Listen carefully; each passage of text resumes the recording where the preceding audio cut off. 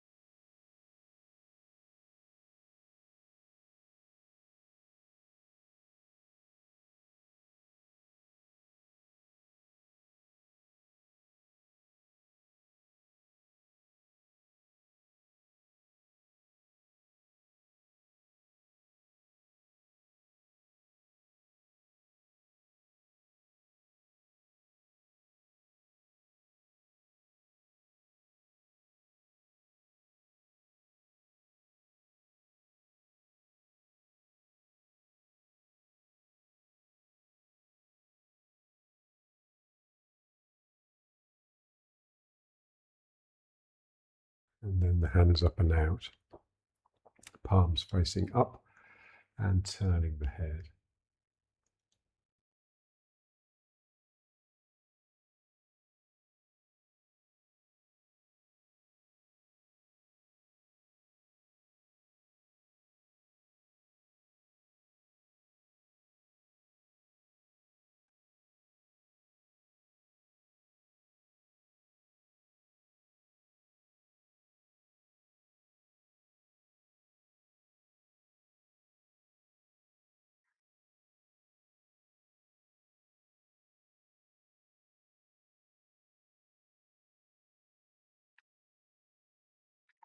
And clasping the hands behind the back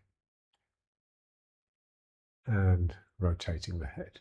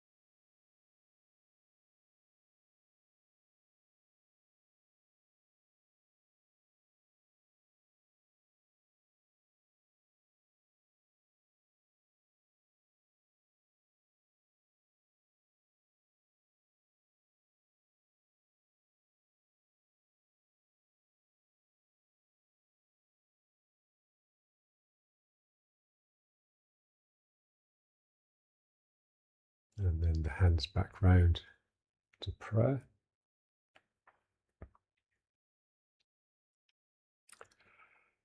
And now let's reach and alternate.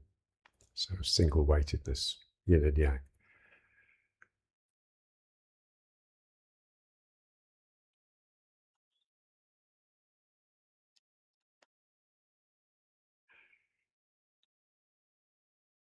So whenever we alternate, we get a turn.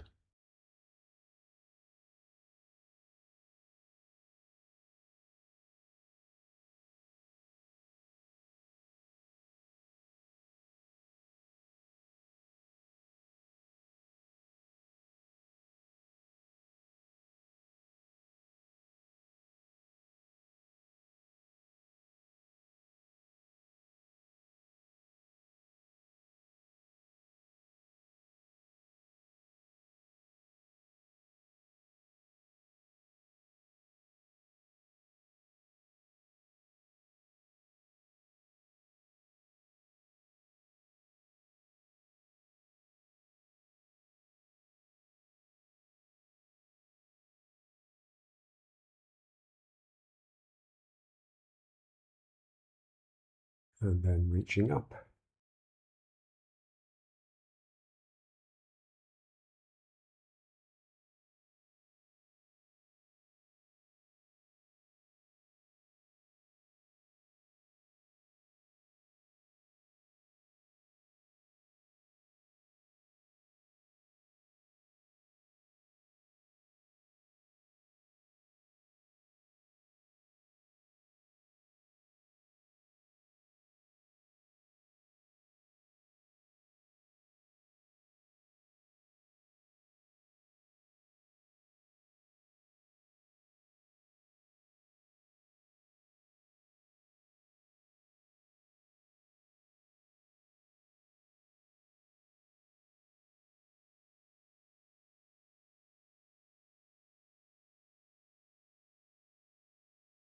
and reaching to the side.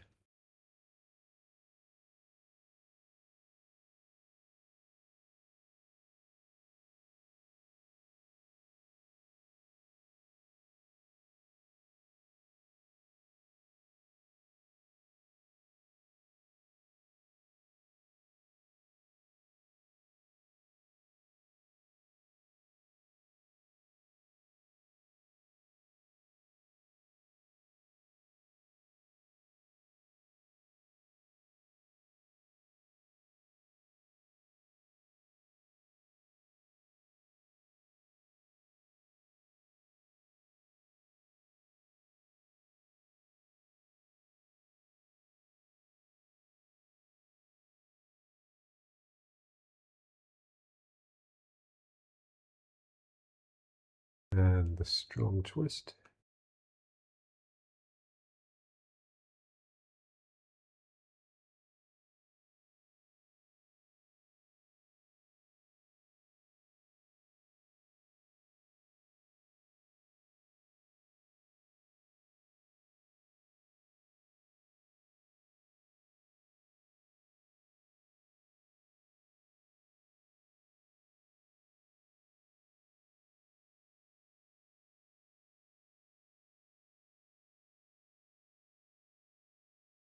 Carefully coming out of it, and the other side.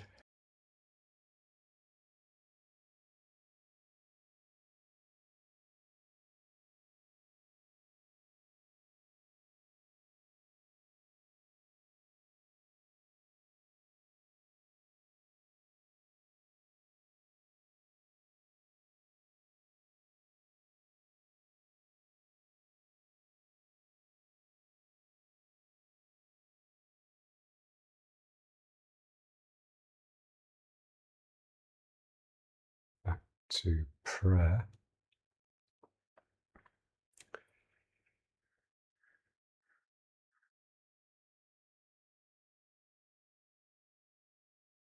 So now we just want to get this back and belly motor working. So with the breathing, but when we breathe, we're normally doing this with the arms. So don't move the arms. Just get all the movement of the arms coming from this heaving action here. So the hands just sort of facing each other, and then just arch the back. So you'll want to look up. So arch the back, and the hands will move out a little bit, and then pull the belly in, and the hands will want to come together. So the arms are moving, but only because I've got this action going on in my midriff.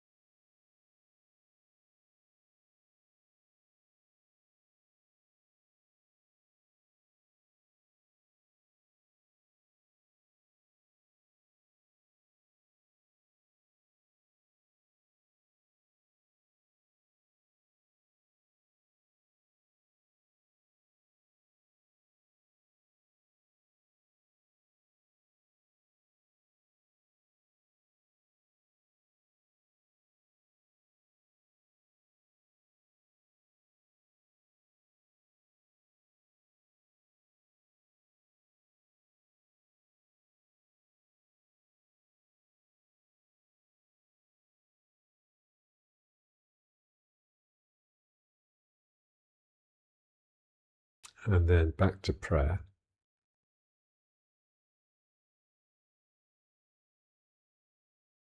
Both hands on the left knee, and just leaning over it, using the arms to brace your descent.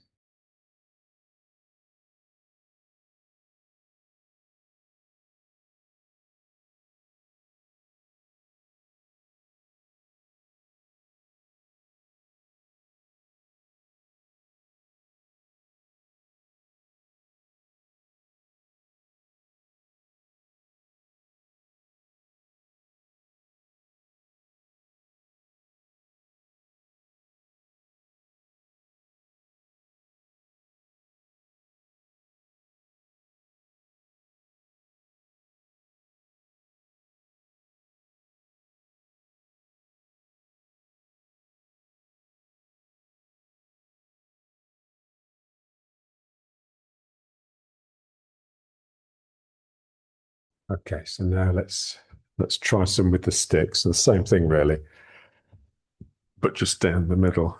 So first of all, feeling the brutality of that wood.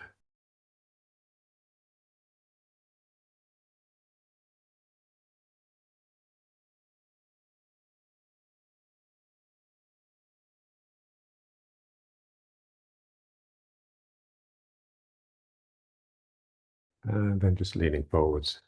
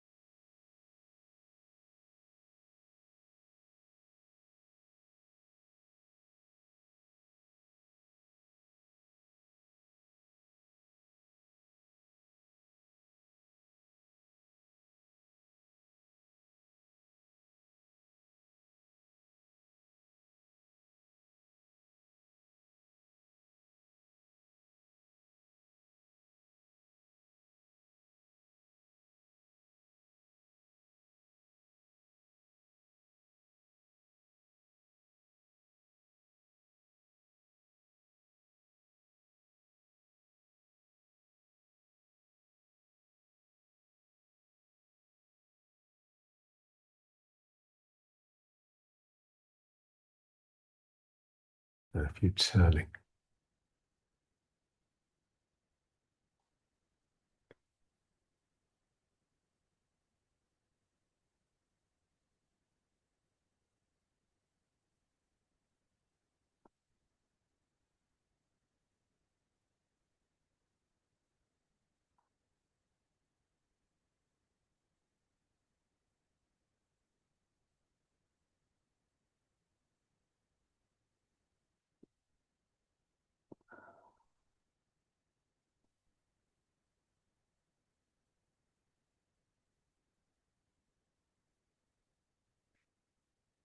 And then a few tipping.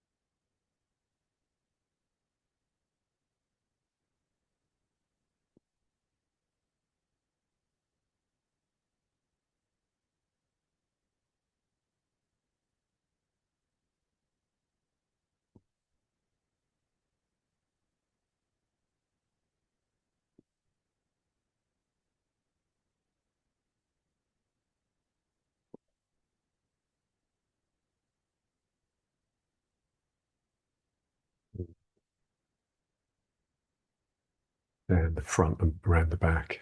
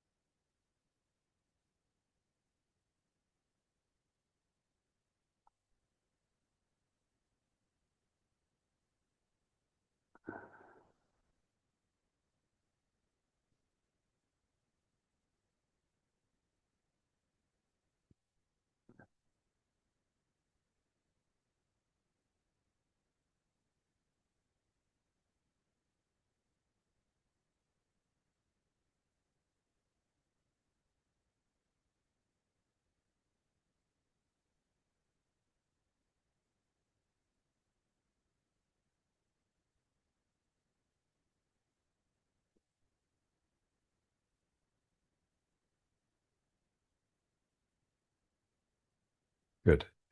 And then pulling and pushing. So first just pulling.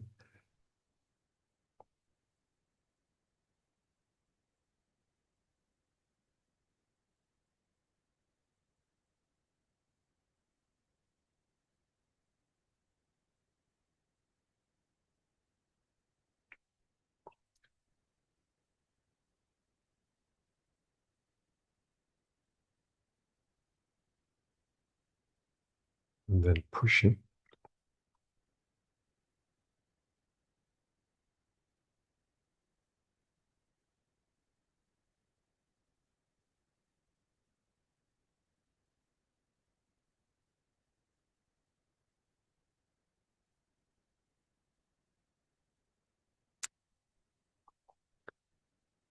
And now the same idea, but instead of pulling, just twisting. So one hand twisting one way, one hand twisting the other.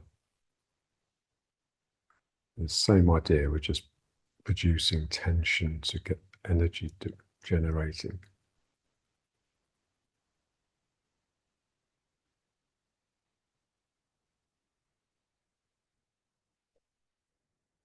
And then just reverse it, so both hands twist the other way.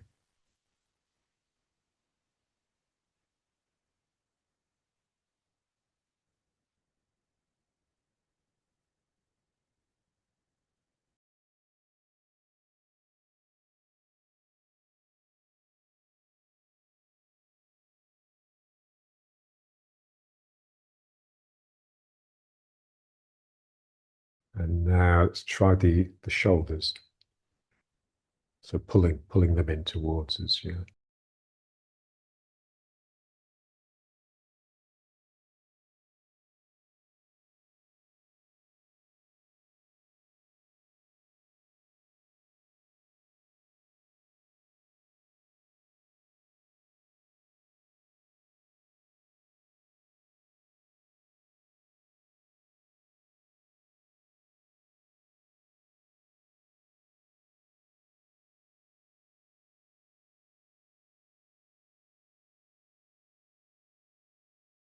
Side.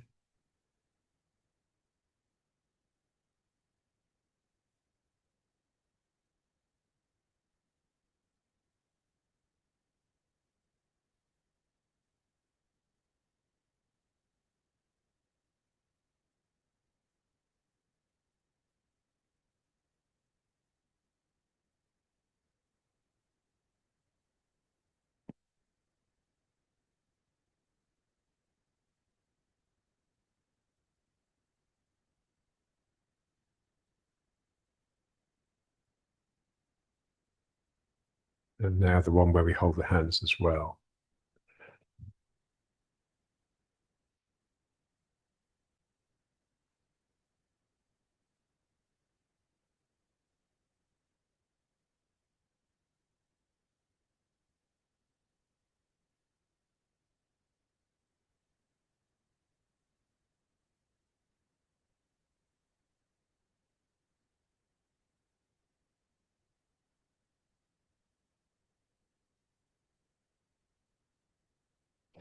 At the other side.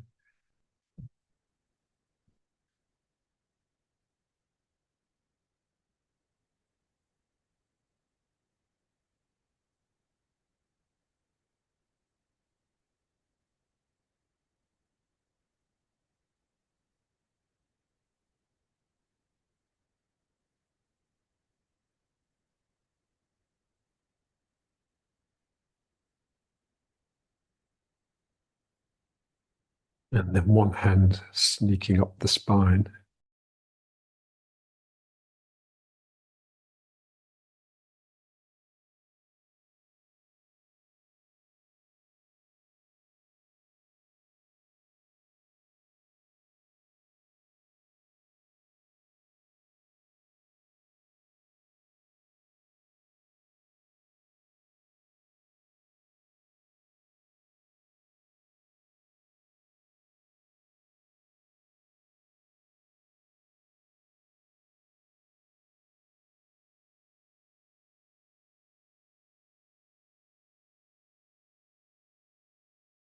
And the other side.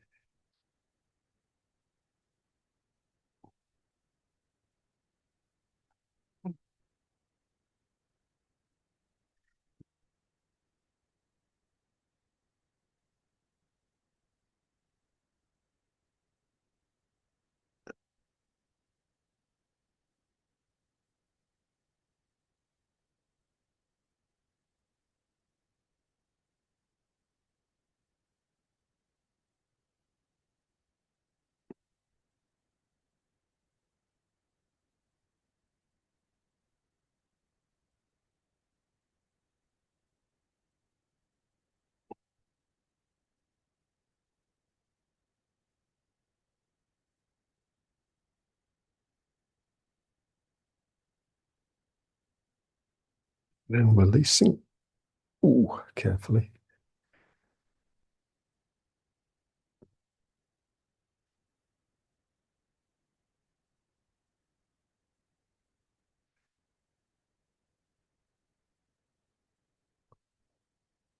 And then just take one hand, no matter which, and just put it behind. So I just put my like watch on the mid-meng so I can feel something pushing in.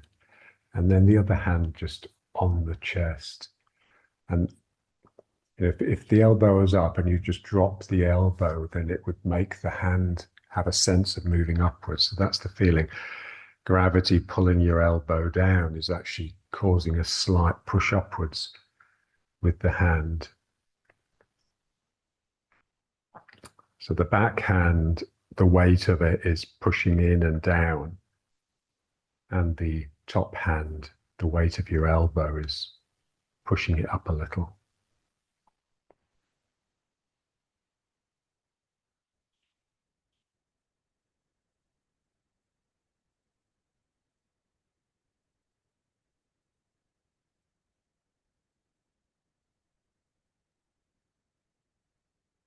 And then just feel the dantian at the front. So remember, it's the place where the descending aorta bifurcates into the two femoral arteries. So there's a sense of something that's descending, splitting. So you really feel as though the legs start at the dantian.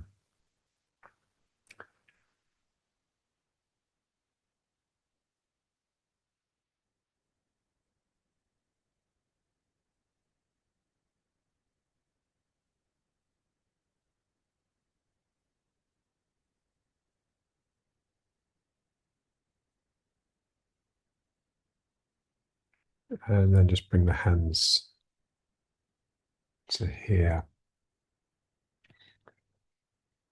And just feel this. So it's a really tidy posture because we've got both the 2 feet and the two hands with the dantian. So the dantian region here is really accentuated.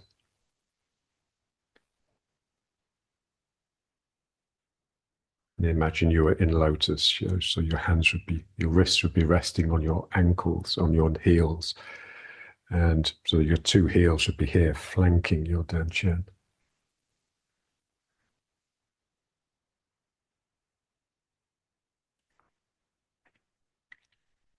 The usefulness of like the Burmese posture, one of the usefulness is that you can get the heel of the bottom foot actually digging into your perineum.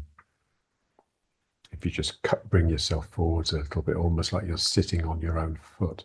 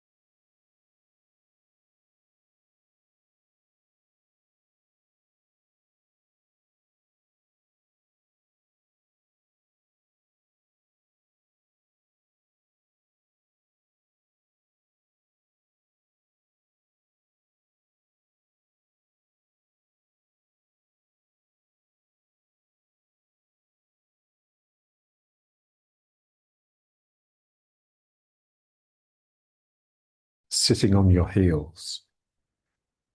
It's as though your feet are extensions of your sitting bones.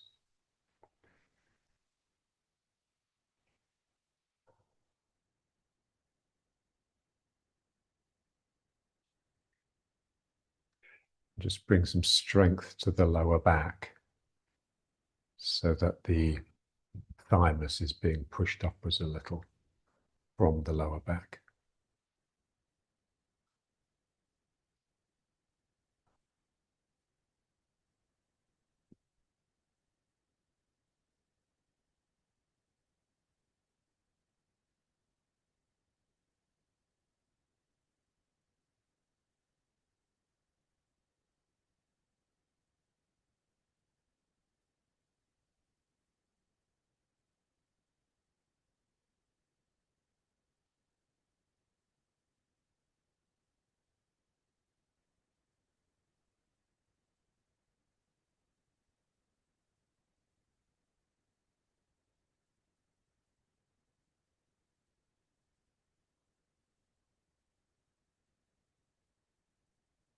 And then just trying to push up without falling backwards.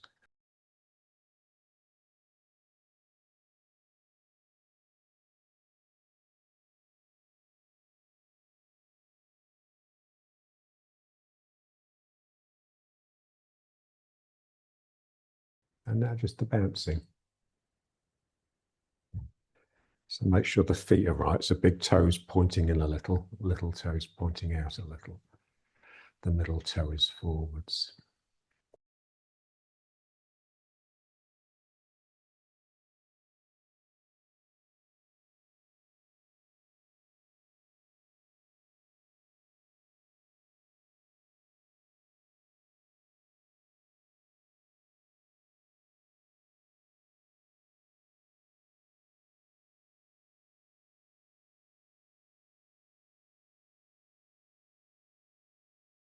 Try and keep that strength in the lower back.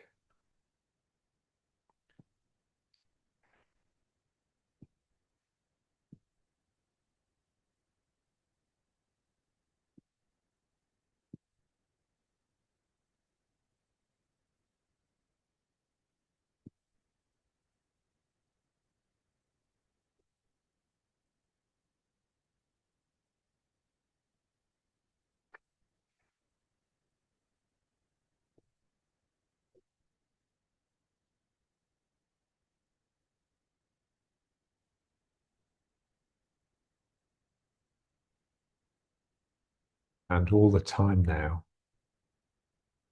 in the front of the foot rather than the heel. So the heels don't need to be up, but you've definitely got most of your weight in the front of the foot.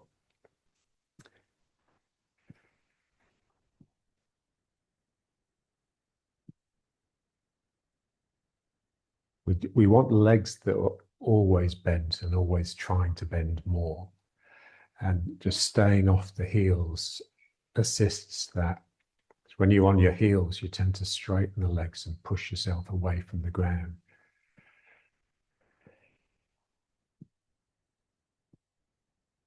So it's strange. We sort of push ourselves away from the ground and then we look down at the ground. So we want to do the opposite. We've got legs that are trying to pull me down and a spirit that's trying to fly forwards and up. And now alternating the arms.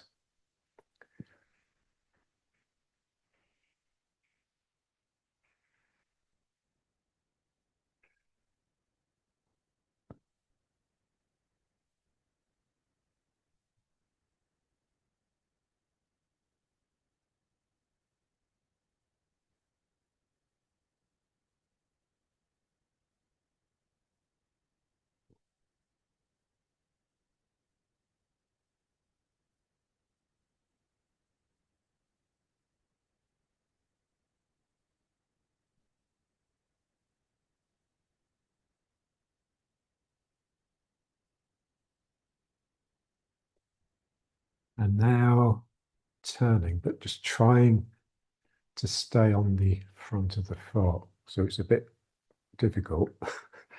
and wobbly.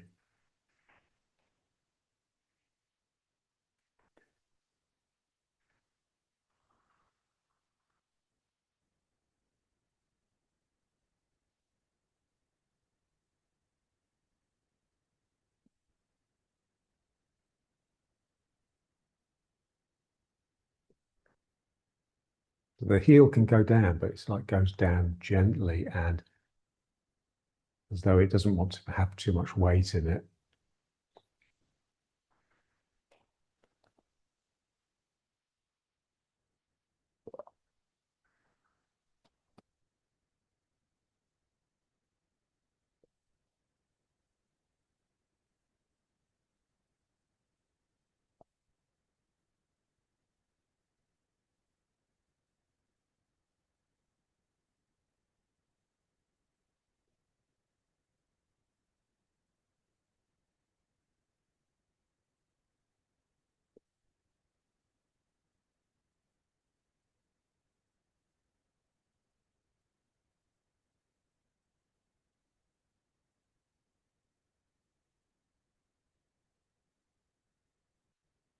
And then just into riding horse. So start off with the arms up and then just bring the hands onto the hips.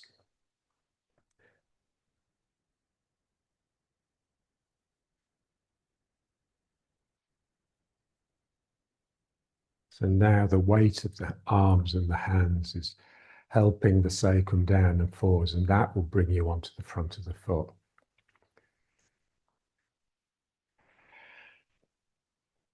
But we don't want to pull the bum under. We want the tail to actually angle backwards. So the sacrum is still angled back. It's just the heels of your palms in your, just above the hips, are just driving down. And then just let the hands slide down, the buttocks, the hamstrings to the knees. Now the tail, really look forward so your tail really juts backwards. And then just bring up your upper back, keeping that strength in the lower back and the sense of the tail pointing backwards. So just think of the spirit expressing in the eyes and the tail.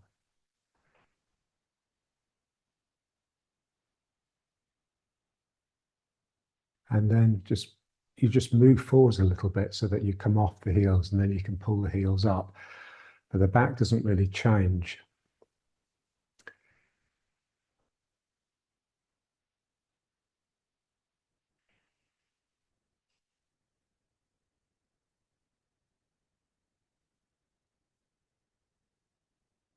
And then heels down, but never that strongly.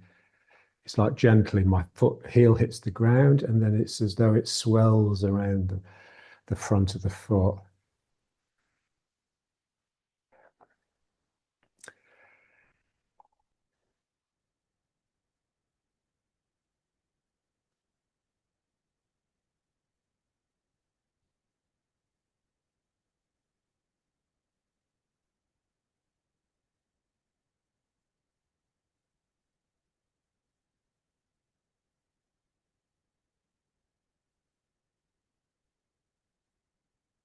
So when I construct the self, I do so from the heels. The dominance of the ego depends upon you having stability on the ground, and that's from the heels. So we want this sort of dynamic equilibrium relationship with the ground rather than just a stable, solid one.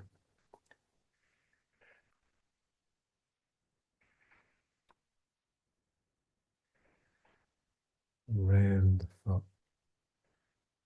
round the foot.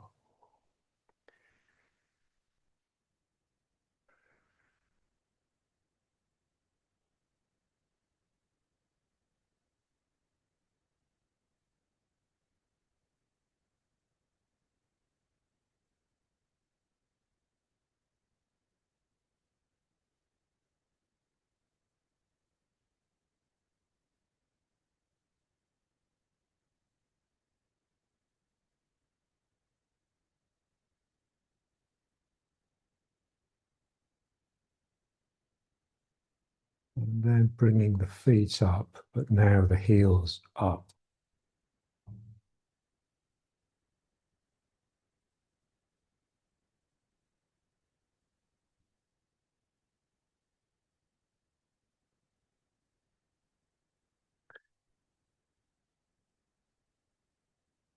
So I have this sort of springy relationship with the ground. I can sink down and I can spring up because my heels are off the ground.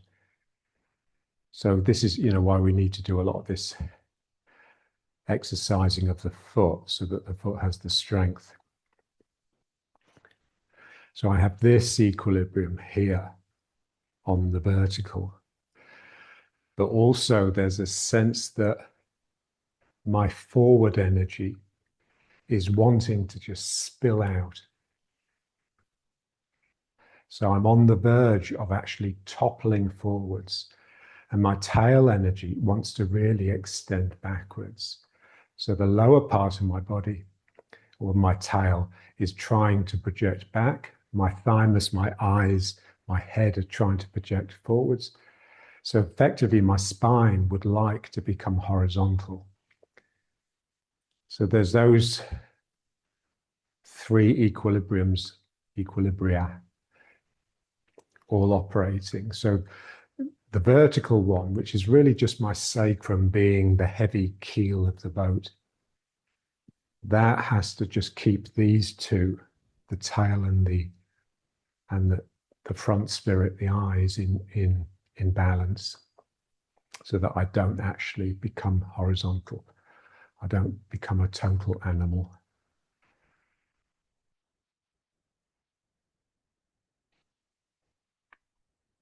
It's the opposite of how we want to be. The ego needs stability and space. So it needs a strong ground which it can then rely upon so that it can construct itself. And it needs to be back so that there's space in front of it before it actually encounters the world. And that gives it a sense of, like, it has time. So we want the opposite. We want this feeling that there's no time. We're so forwards inside our own body that we're already out there.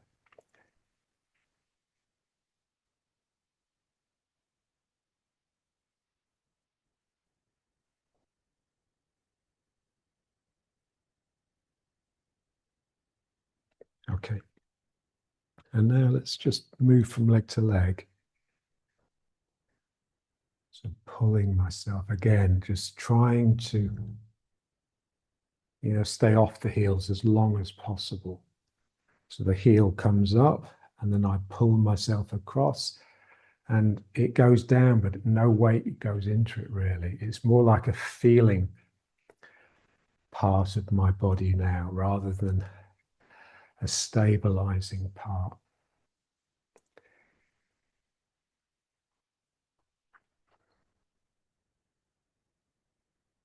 And we want this sense that, having the weight dominantly in the front of the foot is really spreading the toes, splaying the toes wide apart. So the ball of the foot feels like it's getting bigger and bigger. And so does the heel. So when the heel goes down, it sort of spreads out. It's no longer just a point that's jabbing into the ground.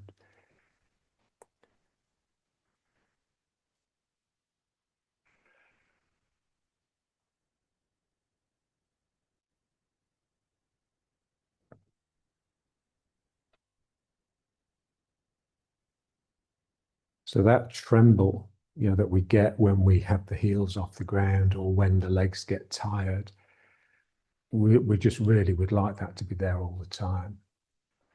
It's just a sign that you're alive, that you're not thinking.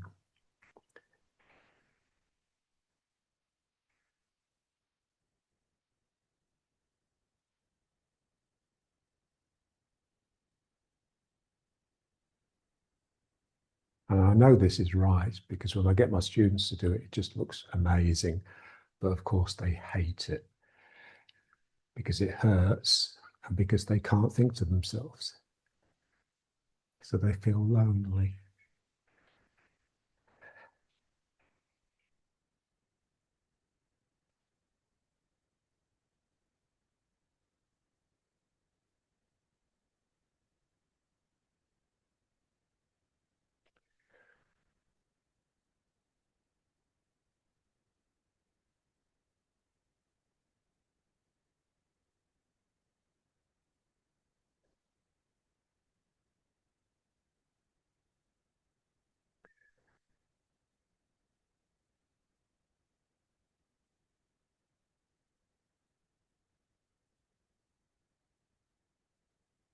And this, you can do the form like this as well, with the heels off the ground, or certainly with most of the weight in the front of the foot.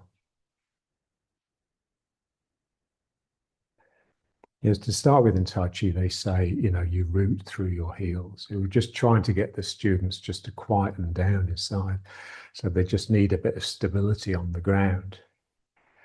So they can just let the body relax. But then once they've got that, it's the front of the foot. Your root is in the bubbling well. It's not in the heel.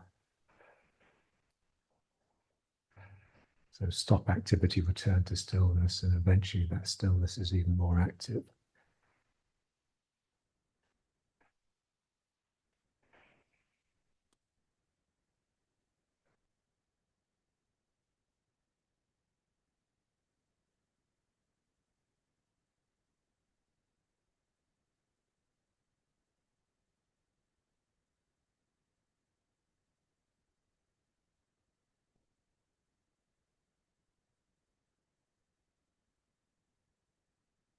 And the legs then just become, they're working rather than just supporting you. They're sort of really elastic and pulling and pushing the ground.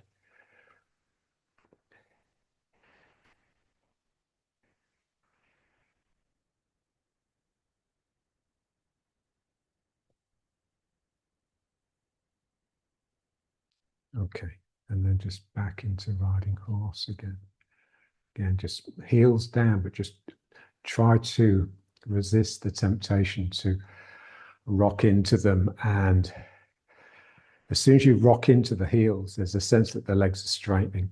So when you see someone that's standing with their weight dominantly in their heels, if you stand back and just look at them slant, sideways with your corner of with your peripheral vision, then you'll get a sense that they're getting taller. They're rising from the ground. When you see someone with the heels up, as long as they're not just reaching with tiptoes, then you get a sense that they're getting shorter, they're shrinking, they're getting closer to the ground. That's what we want. And then just bring the hands onto the bones of the hips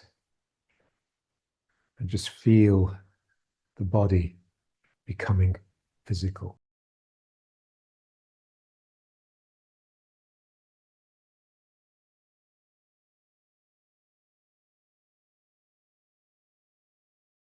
Yeah, so if you've got like some furniture, so there's a table over there that the computer's on. I can see it. I know it's there, but it's only really when I go up to it and I touch it, that's when I realize, shit, it's real. It has a real physicality and it's bloody heavy as well. If I try to lift it, it'd be even more real. So that's the sense with us, whatever we can see, we can recognize, and it gives us certain reassurance, but there's also part of us that's not quite sure. It's only really when we touch something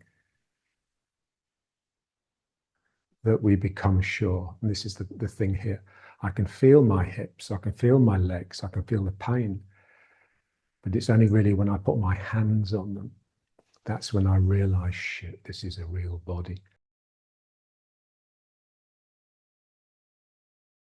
Okay, and then just let the hands slide down, sticking my tail out behind me. And then just without straightening the legs too much, just bring. It's like you're singing a hymn in church. Hallelujah. Your heart is just lifting.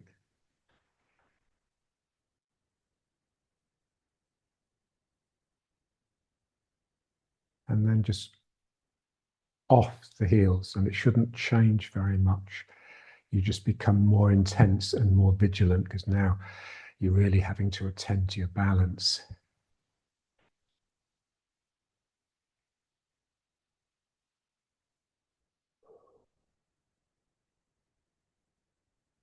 And then around. So the figure of 8. Heel goes down, but doesn't really get much of my weight.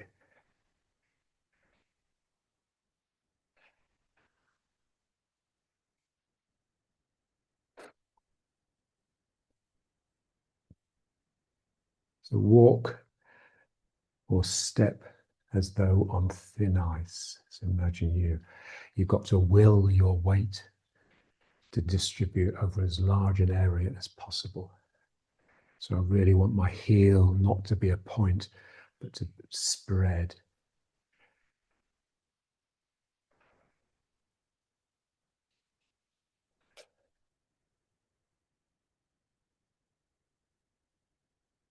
And then just bringing the feet up, and again, heels up.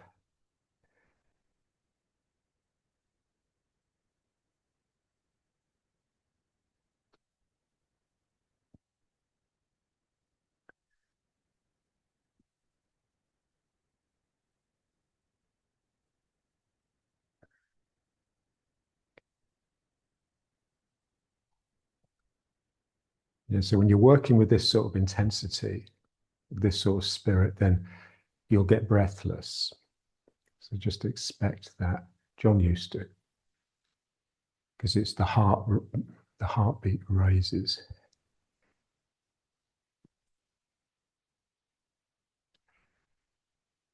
And feel the tail extending back and this extending up and out.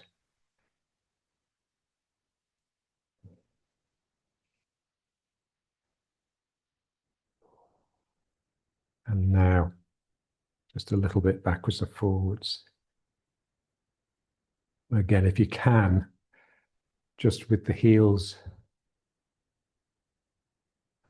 largely off the ground.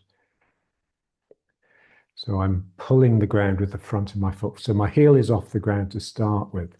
It's that stimulates the leg to bend, to start pulling me.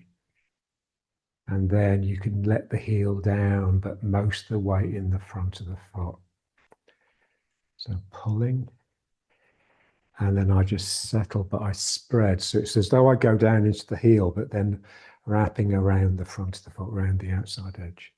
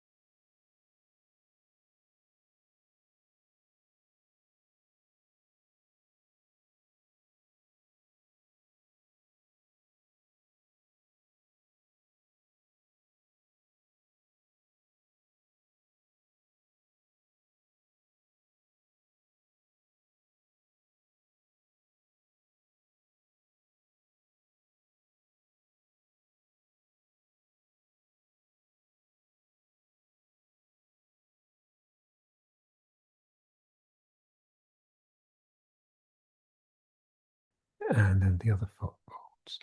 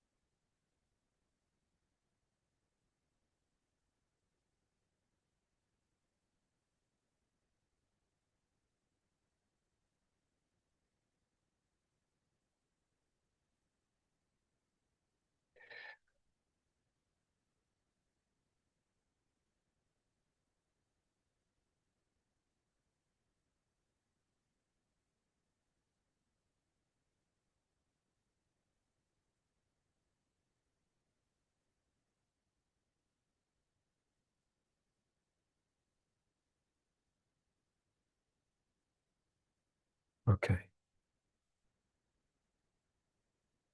And now let's try this one.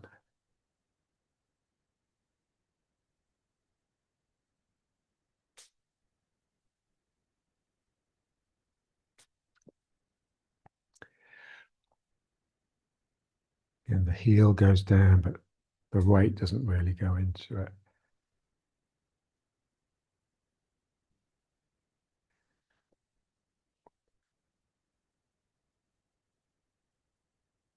You can just feel it as soon as the heel goes down and you put some weight into it. It's like the energy just gets drained out of the system.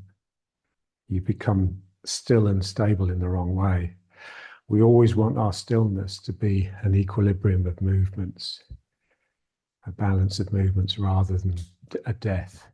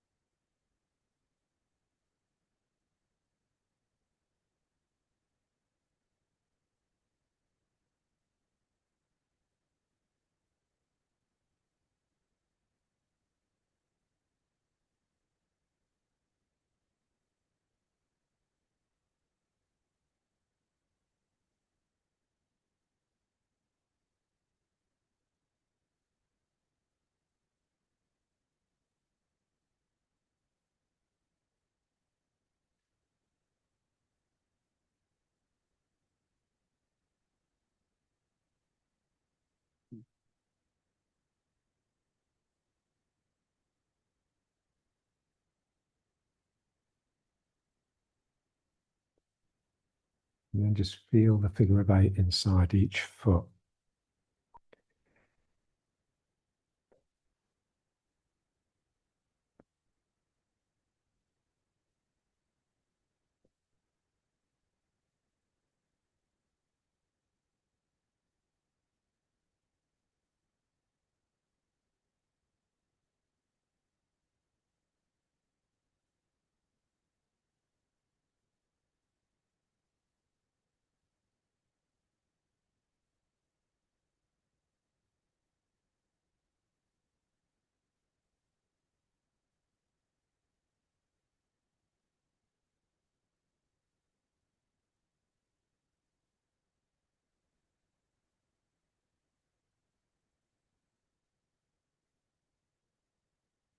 Okay, so now just looking at bringing the weight into the foot. So it's just exactly what we used to do, really, but not quite so stylized. So remember when we used to step, they call it stepping like a cat. You pick the foot up, you point your toe at the point in the ground where you want the foot to land, and then you put the heel down, and then you put the front of the foot down and bring the weight into it. Yeah.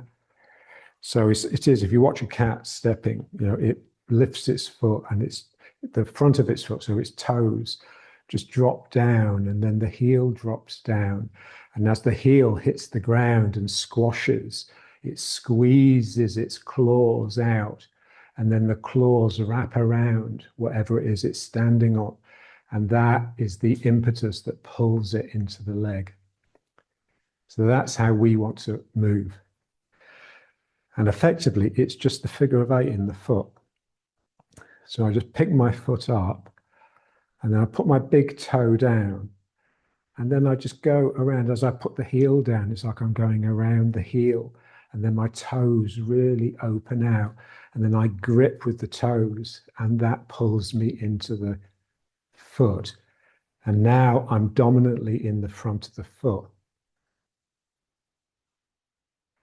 So the heel has had its functions. So there's pressure on the heel, but not weight. So the pressure is on the heel and that forces the toes to extend. Yeah, so this is what we want to try and get into. So I place the foot, it's a big toe, and then I just come around the heel. As I go around the heel, I'm just sort of squeezing into the ground a bit. That makes my toes really reach out. And then I pull myself into the front of the foot using the toes. And that enables me to lift the back foot. So the heel is down. It does have some of the weight, but all the activity and most of the weight is in the front of the foot. And then you're just really fluid from the ground. You can go up and down. And now the other foot. So pulling, heel goes down, and then I go around the toes as they reach out and splay.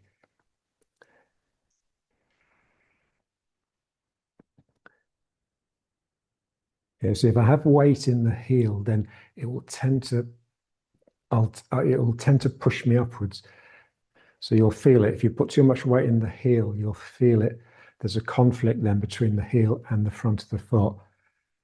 So the front of the foot is always trying to get intimate with the ground. It's always trying to bring you down towards the ground. That's what we want to be with, not the heel, which is thrusting upwards all the time. So I pull and ooh, goes around the front of the foot.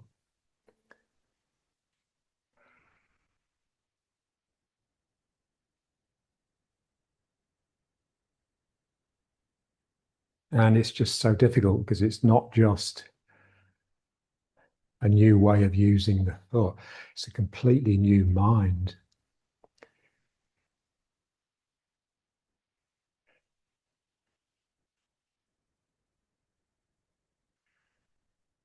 So it's not a mind that's constantly trying, consciously anxious to construct itself. It's a mind that's just totally listening and out there.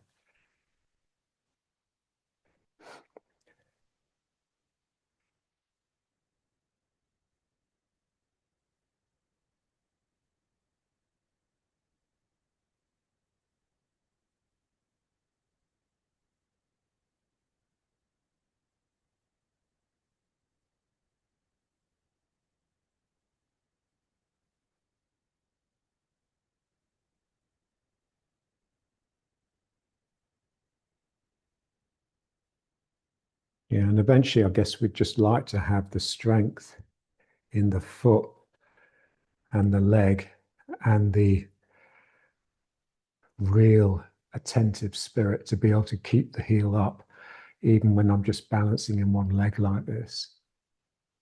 You can get the feeling that the heel is up, that you hardly have any weight in the heel. And the front of the foot is like an ear to the ground.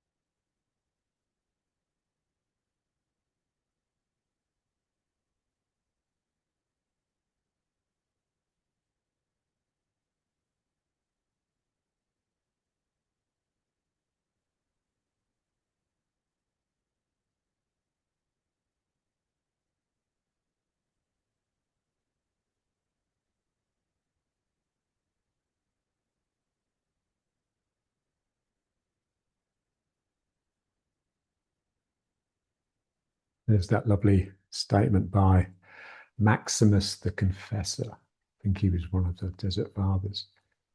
He said, Christianity is a completely new way of being human. And you think, it was.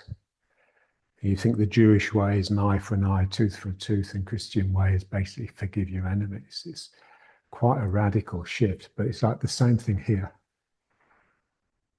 Being dominantly on the front of the foot is completely different than being dominantly on your heel. You aren't able to have this crusty, encrusted ego. You just become totally listening and pliable, pliant, compliant.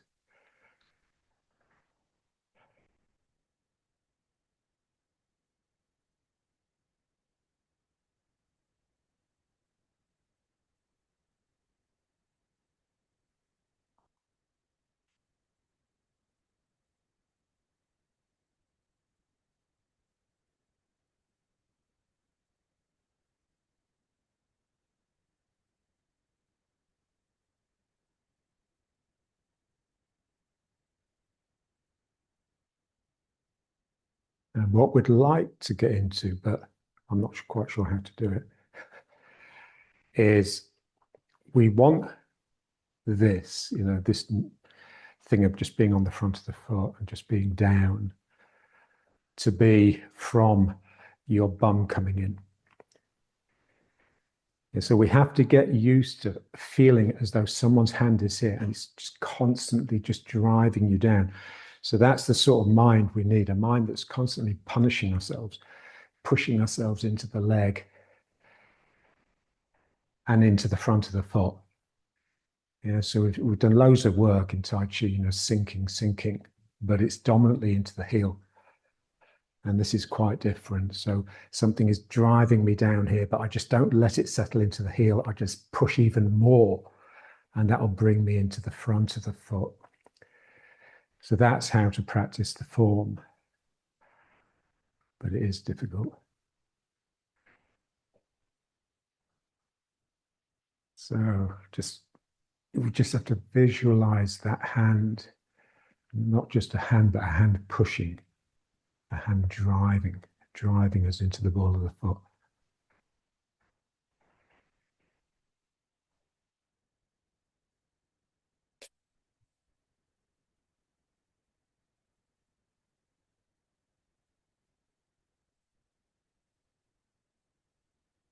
Remember John explaining that basically the ball of the foot is like two pads, two circular pads, one with the little toe, one with the big toe.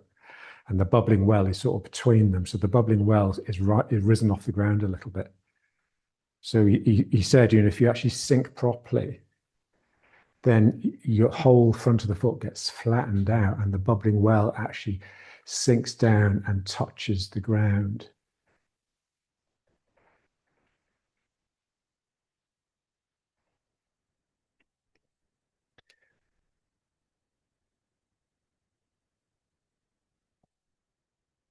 He used to say, the arch on the inside of your foot, that should get stronger with Tai Chi.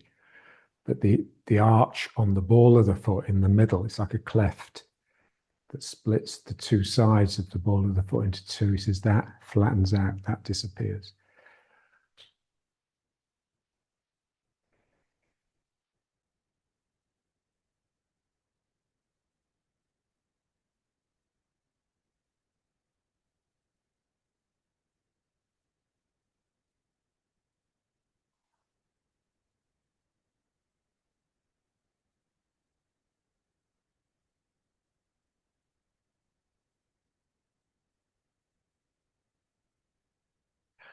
Okay, so let's just try the tree again.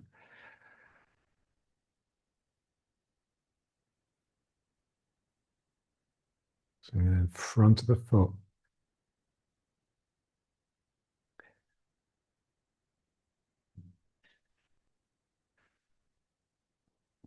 Think of the heel as like the opposable thumb of the foot.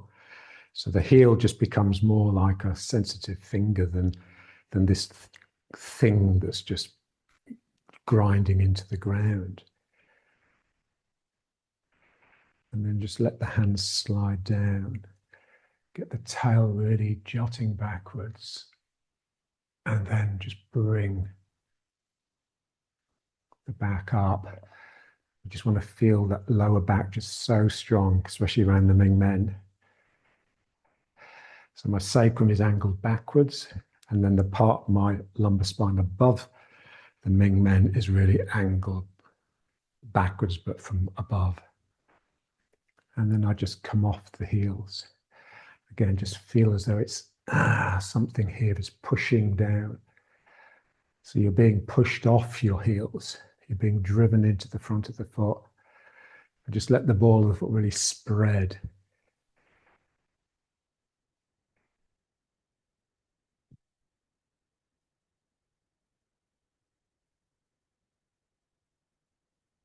And then bringing the feet up, but heels off the ground.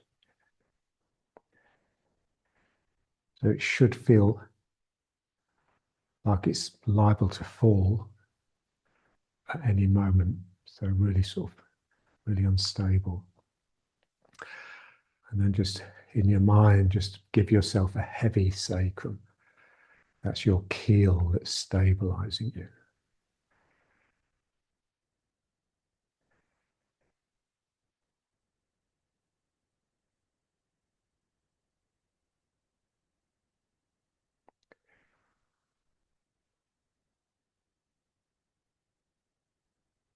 And then heels down, but without straightening the legs too much.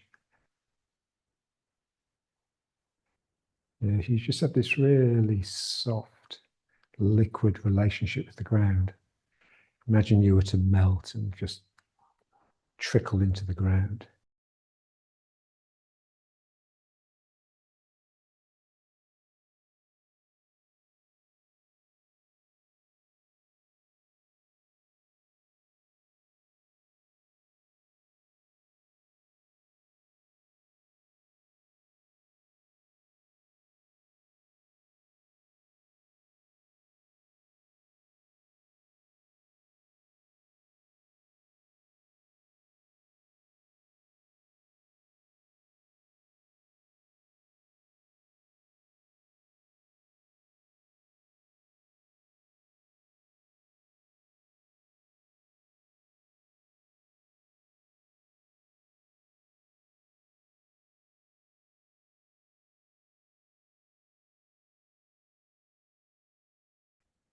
Imagine you have a wristwatch on your left wrist. And then just bring that round and place the face of the watch over the Ming Men. Yeah, so the hand is relaxing down, so there's a downward push onto your top of the sacrum. And then the other hand, just use a finger or a couple of fingers and find your Dan Chen and push in. So what you want to do is feel the pulse. So you can feel the aorta.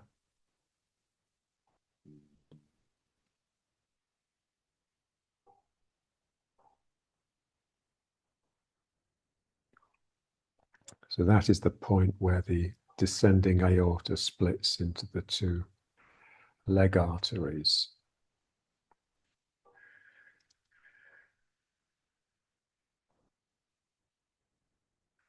And then just feel the loop of each leg, because the leg is folded in on itself. The foot is with the hip effectively.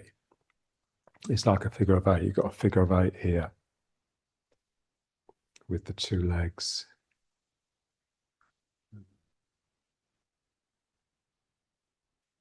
So it feels like you're trying to push your fingers towards the back wrist.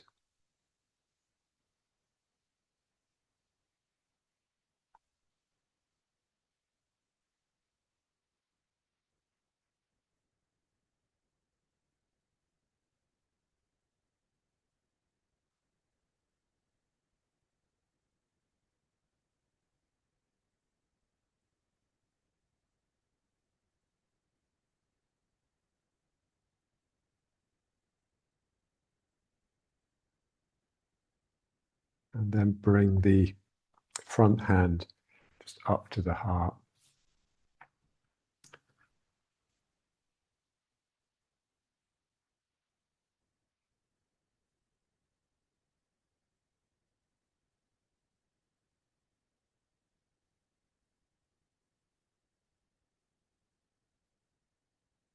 So in my classes here now, we always spend a minute or so like this, normally standing. And you can see it really affects the student. It really helps them settle when they just have something encouraging their attention to come to their heart rather than just their dantian.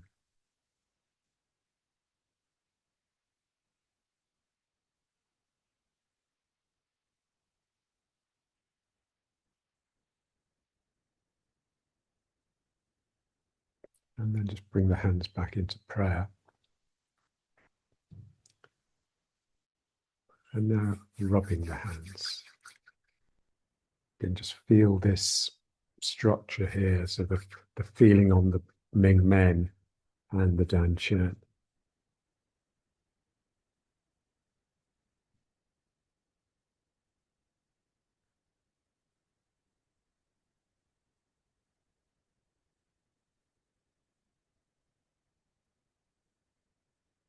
And then bring as you rub the hands, bring your attention to the knees.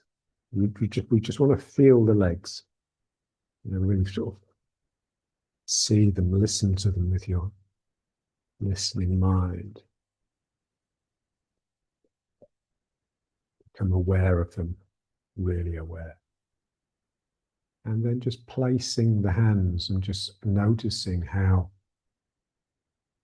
the awareness really changes when you can feel it with touch rather than just see it in your mind or imagine that you're listening. So it's just such a higher order of reality. It's available to your touch than your vision.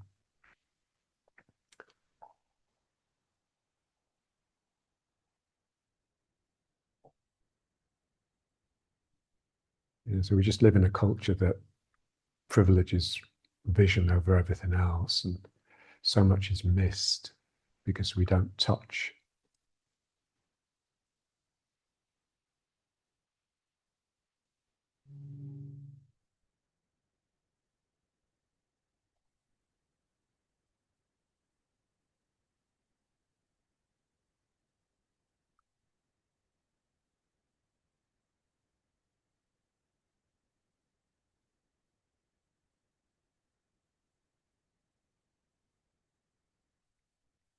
Let's rub the hands again. And we'll place them over the kidneys, so just a bit higher than how we would have them when we're in the riding horse. And bring your mind to the kidneys first.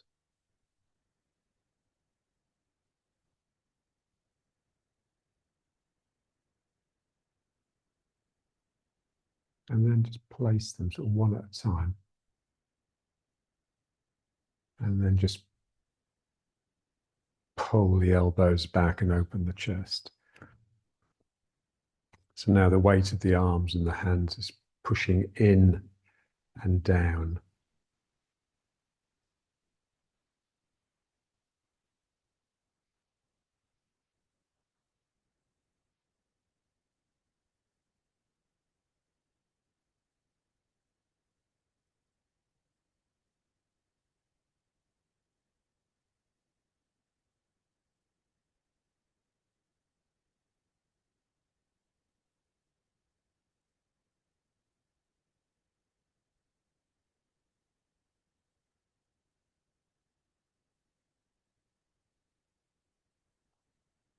And feel the two lungs. So as you breathe in, each lung is filling, but you have two.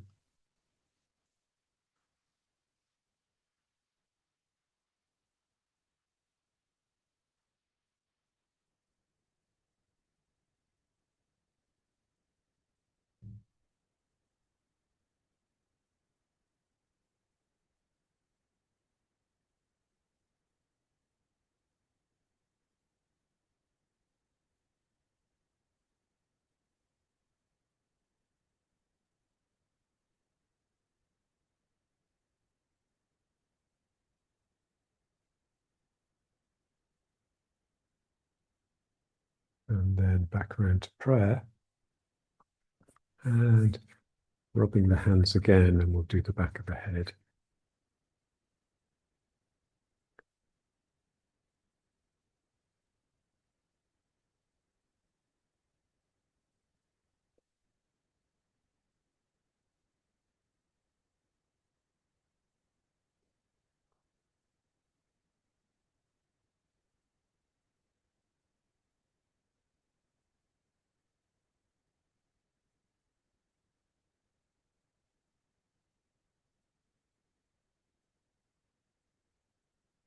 And then the hands on the back of the head.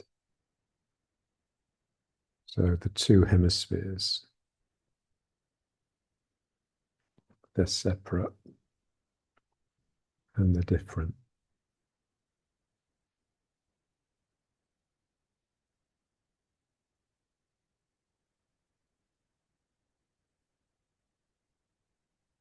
So just a little bit of play with the hands to try and stimulate a little bit of play in the brain.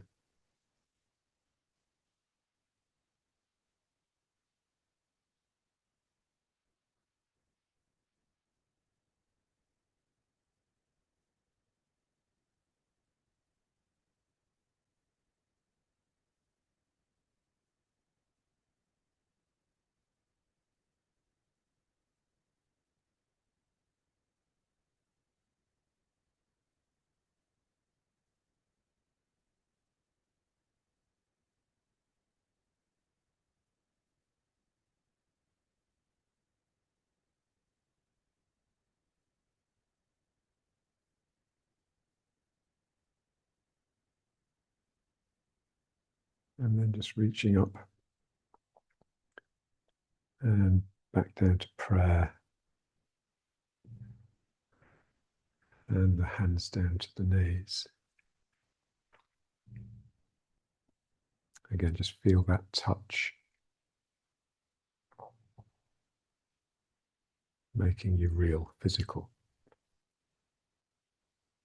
You have a body that's made out of stuff, not just an image. And then just turn the palms to face up, the hands still resting on the knees. So what we want to do now is just get the arms up using strength in the lower back rather than just lifting from my shoulders. So just as though you're sort of looking upwards and arching backwards, and just let the hands just lift off the knees. So we're trying to reach that point of equilibrium where the thrust from my back upwards equals the pull of gravity. So I'm staying open, keeping that edge, that bleeding edge bleeding. Our mind has to stay with it. This is the mind that attends to equilibrium. And it's so difficult to maintain or sustain.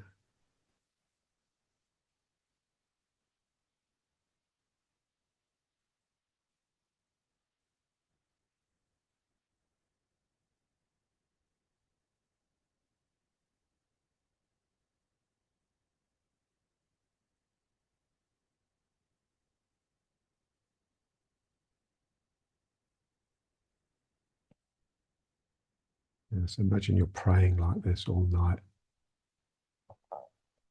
You're just keeping the channels open, staying open-ended. So the ego is like a closed box. They call it the black box, don't they? So I've just got to, openness is really, we're just trying to become open and stay open. Basically, that's what this work is all about.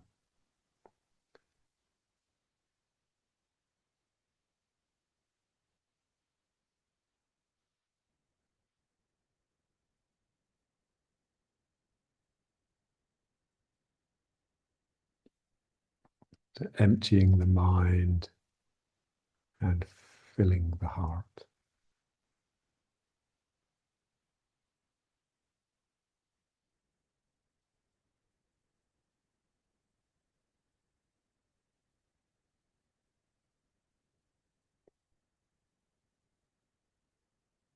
This is what John was so good at. John just lived at this edge.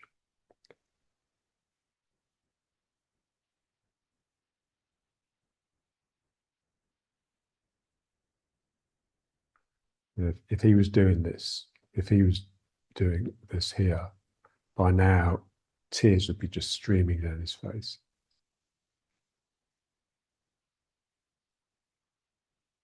Because it is a weeping, bleeding edge. It's very, I like the way your skin bleeds or weeps when you graze it. When the skin is grazed off, you just get this sort of lymph weeping out, and it stings because the air's getting to it.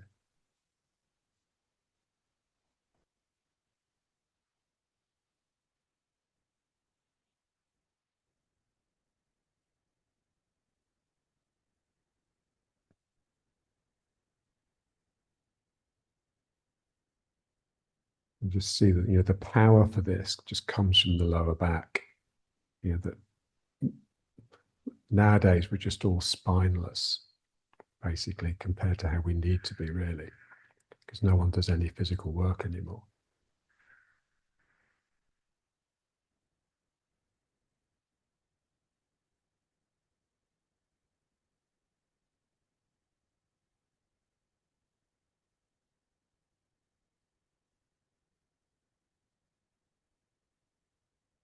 And then just with your mind, just really, and the power from your back, just let the hands come up. So the heart gets more and more open.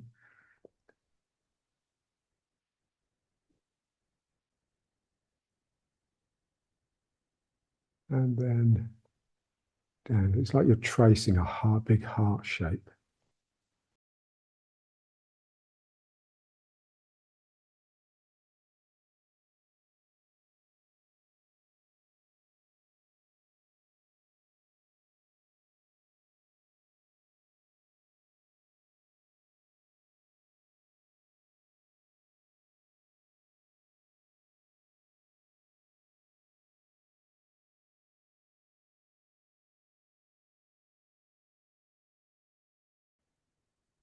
First of all, just stretching the legs.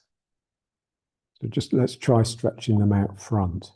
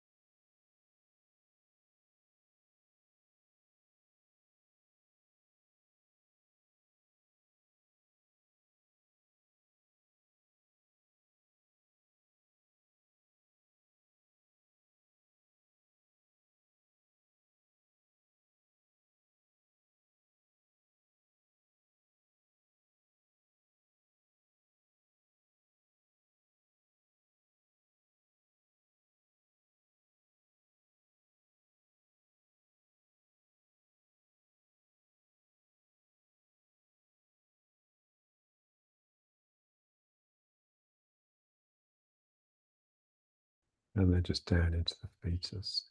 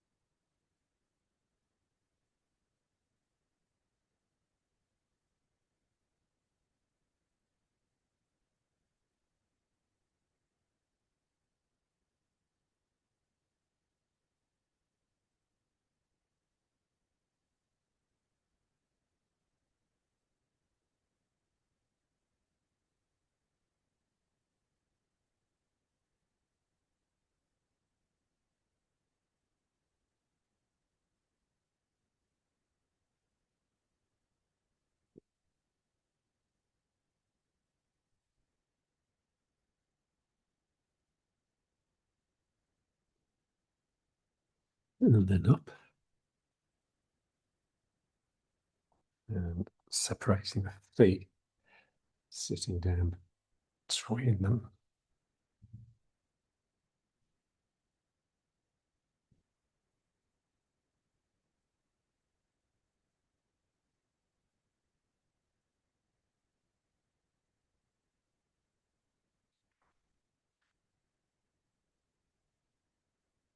And just lying back if you can.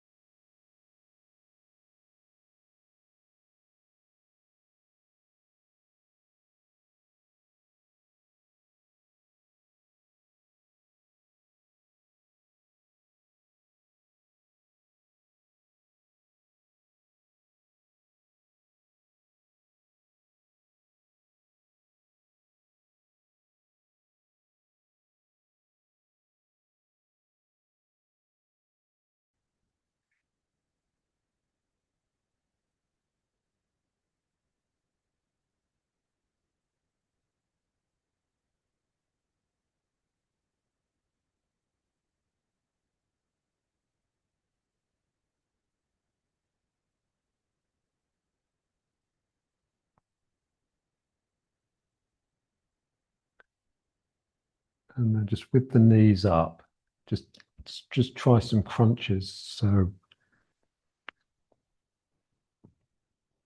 hands under the head and just tightening. So pulling the head towards the knees.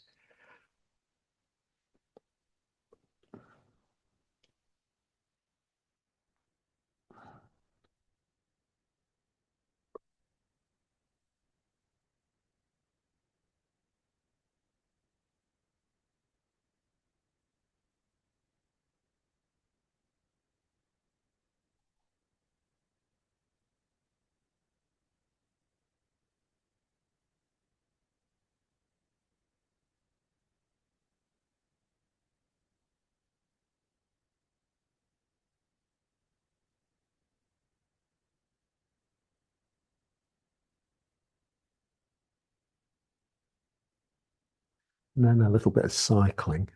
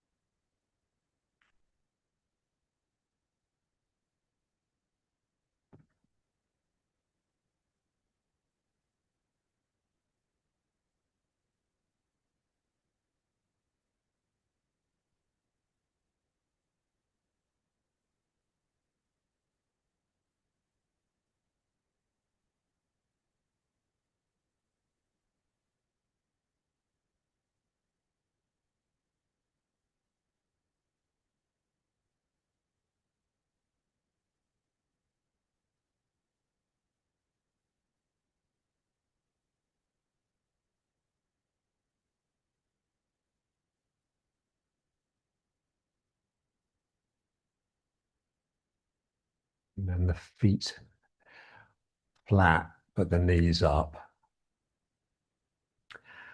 Now let's do some more crunches.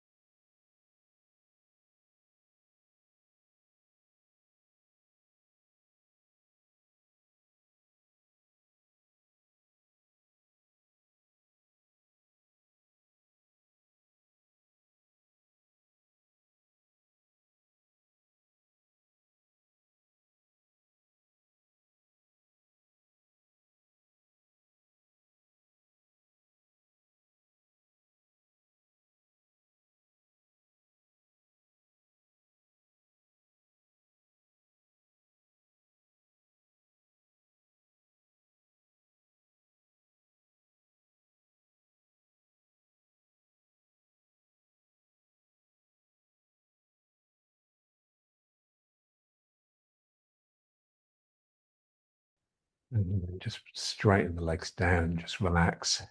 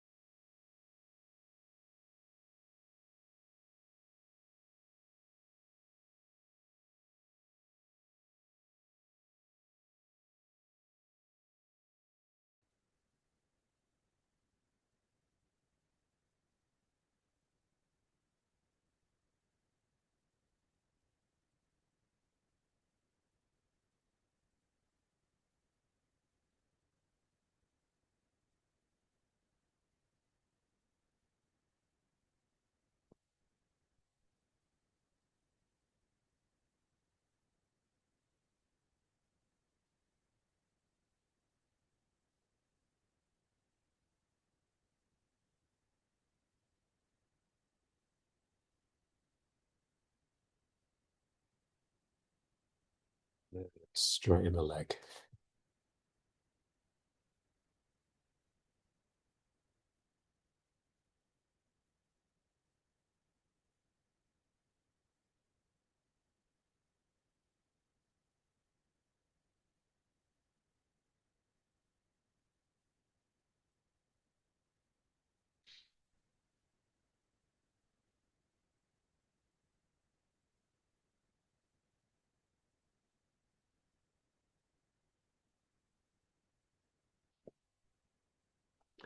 And the other side.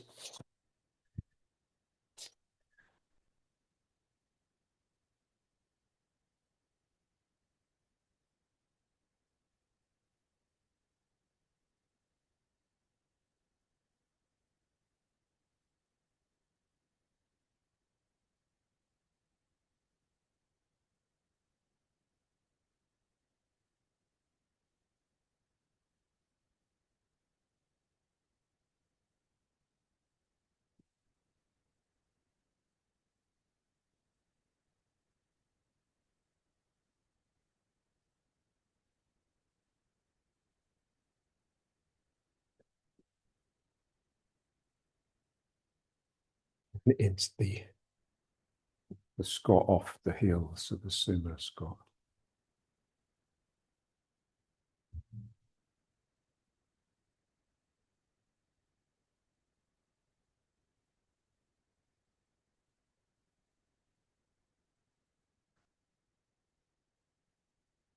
Yeah, just feel this Ming Men Dan Chen point.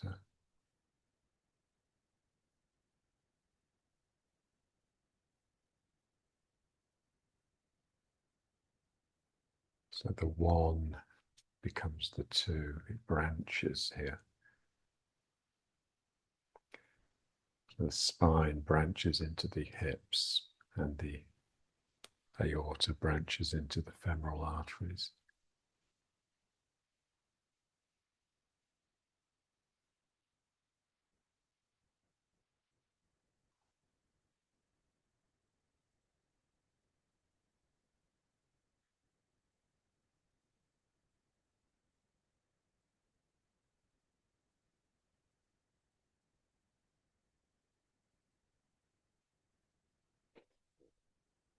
And let's just do a little bit peripheral vision.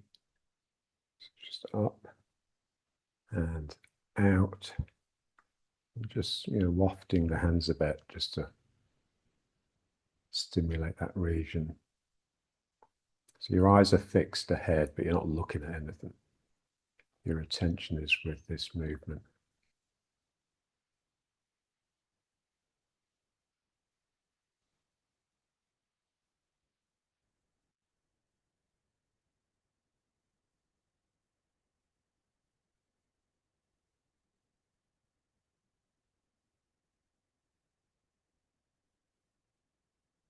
And then the hands up again. And down to prayer.